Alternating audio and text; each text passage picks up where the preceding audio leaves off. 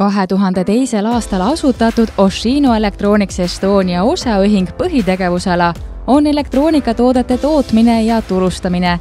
Pärnus tegutsev ettevõte, mis on juba 2 aastakümmet tootnud salongivalgustuslahendusi Rolls-Royce'i, Bugatti, Bentley, Jaguari ja Volkswageni autodele, on oma valdkonnas sama tuntud ja tunnustatud kui Eestis asutatud Skype või Wise IT-maailmas. Ettevõte arendab ligi 100% oma toodetest Suurbritannia, Saksamaa ja Jaapani autotööstustele.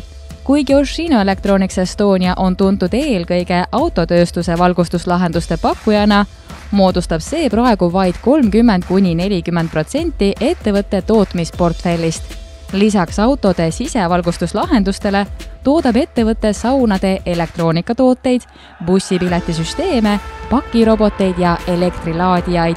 Oshino Electronics Estonia emaettevõte on Saksamaal registreeritud Oshino Lamps. 2021. aastal jätkus siinse äritegevuse mahtude kasv. Ettevõtte 6,4 miljoni eurone müügitulu kasvas aastaga pea 2 korda ning eelmisel aastal tehti ka senised suurimad investeeringud. Ettevõte annab tööd rohkem kui 70 töötajale ning Oshino Electronics Estonia osaühing on tunnustatud kui peresõbraliku tööandja tiitliga ja Pärnumaa koolitaja hõbemärgisega.